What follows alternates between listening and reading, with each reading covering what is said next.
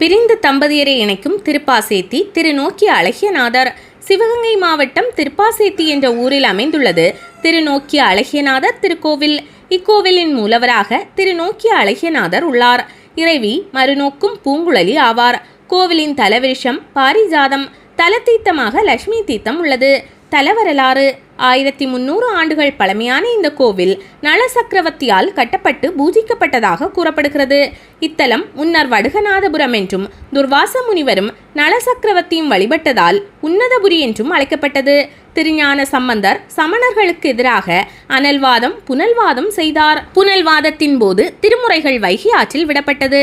அப்போது அவை நீர்ப்போக்கினை எதிர்த்து சேர்ந்த இடம் திரு ஏடகம் என்றும், அழகிய பாக்கள் அதாவது பாடல்கள் வந்து சேர்ந்த இடம் திருப்பாசேத்தி என்றும் அழைக்கப்பட்டது. பின்மருவி திருப்பாச்சேத்தி என்று அழைக்கப்பட்டு தற்போது திருப்பாச்சி என்று அழைக்கப்படுகிறது. ஜலந்திரன் என்ற அரக்கன் முனிவர்களுக்கும் தேவர்களுக்கும் மிகவும் தொந்தரவு கொடுத்து வந்தான். இதை தேவர்கள் திருமாலிடம் தெரிவித்தனர். ஜலந்திரனை அழிக்க வேண்டுமானால் அவனது மனைவி பிருந்தையின் பதிவிரதத்தை முதலில் அழிக்க வேண்டும் என்பதை திருமால் உணர்ந்தார். பிருந்தை என்றால் துளசி என்று பொருள். திருமாலே ஜலந்திரன் உருவெடுத்து பிருந்தையிடம் சென்றார். வந்திருப்பது திருமால் என்பதையும் தனது பதிவிரதத்தை சோதிக்க அவர் வந்திருப்பதையும் அறிந்த பிருந்தை தீயில் பூந்து உயிரை விட்டாள். பிருந்தை இறந்தவுடனேயே ஜலந்திரன் தன் வலிமையை இழந்தான். இதனை உணர்ந்த சிவன் பூமியில் ஒரு வட்டத்தை வரைந்து அதை ஜலந்திரனிடம் எடுக்க கூறினார். வலிமையில்லாத ஜலந்திரன் அந்த வட்டத்தை தூக்கிய போது அது மாபெரும் சக்கரமாக மாறி அவனை அழித்துவிட்டது. இதன்பின் பிருந்தையின் இறப்பை எண்ணி மிகவும் வருந்திய திருமால் பிருந்தையின் சாம்பலில் கலந்தார். இதனால் வைகுண்டம் இருண்டது. திருமகள் வருந்தினாள். இதனை அறிந்த மகாலட்சுமியிடம் பூமியில் திருப்பாசேத்தி எனப்படும் உன்னதபுரியில் தங்கி பாரிஜாத வனத்தில் சுயம்புமூர்த்தியாக வீற்றிருக்கும் புற்றிடங்கொண்டாரை சிவதீர்த்தத்தால் வழிபட்டால் உன் கணவனை அடையலாம் என்றார். திருமகளும் திருப்பாசேத்தியில் ஒரு மண்டலம் தங்கியிருந்து அப்படியே செய்ய சிவன் மகிழ்ந்து திருமகளுக்கும் திருமாலுக்கும் காட்சி தந்தார். பின்னிருவரும் அருகிலுள்ள வைகை ஆற்றுக்கு சென்று நீராடி சிவனை பூஜை செய்து வழிபட்டனர். சிவன் சில விதைகளை திருமாலிடம் கொடுத்து பிருந்தையின் சாம்பலில் தூவ சொன்னார். அதன்படியே செய்ய அதிலிருந்து துளசி தோன்றியது. திருமால் அந்த துளசியை எடுத்து சிவனை அர்ச்சித்து விட்டு மீதியை மாலையாக்கி கழுத்தில் அணிந்து கொண்டார். இந்த நிகழ்வு நடைபெற்றது ஒரு சோமவார நாளில்தான். எனவே இன்றைக்கும் இந்த சிவாலயத்தில் சோமவாரமான திங்கட்கிழமை தோறும் சிவனுக்கு துளசியால் அர்ச்சனை செய்யப்படுகிறது.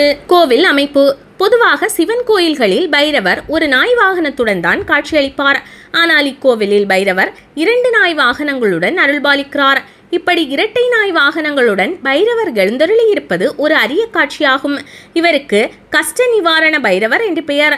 தோல் நோய், வயிற்று நோய், வாத நோய், பித்த நோய், இருதய நோய் முதலிய நோய்களை நீக்குபவராக உள்ளதால் இவருக்கு இந்த பெயர் ஏற்பட்டது. இக்கோவிலில் எழுந்தருளி இருக்கும் நடராஜர் இசைக்கல் நடராஜர் என்று அழைக்கப்படுகிறார்.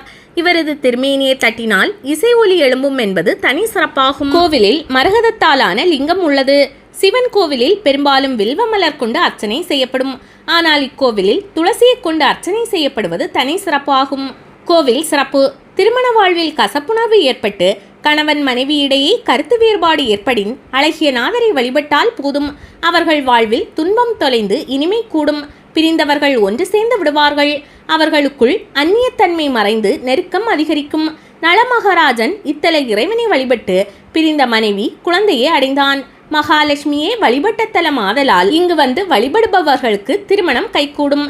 செல்வம் பெருகும். குழந்தை பேறு கிடைக்க வேண்டுபவர்களுக்கு சனிதோஷம் நிவர்த்தி, கலிதோஷ நிவர்த்தி, பிரம்மஹத்தி தோஷ நிவர்த்தி அடைய வேண்டுபவர்களும் இத்தலம் வந்து தரிசனம் செய்தால் சிறந்த பலன் கிடைக்கும்.